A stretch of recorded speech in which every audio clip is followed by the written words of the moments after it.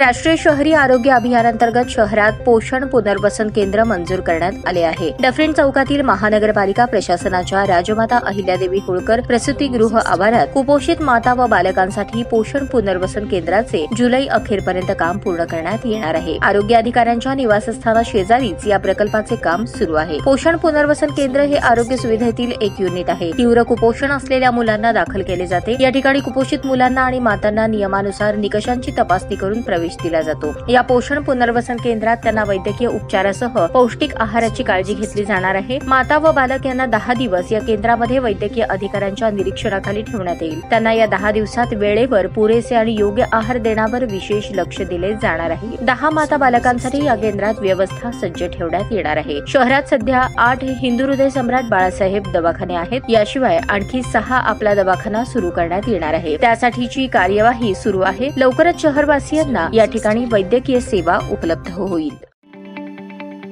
ताज्या बातम्या पाहण्यासाठी प्राईम महाराष्ट्र न्यूज चॅनलला सबस्क्राईब करा।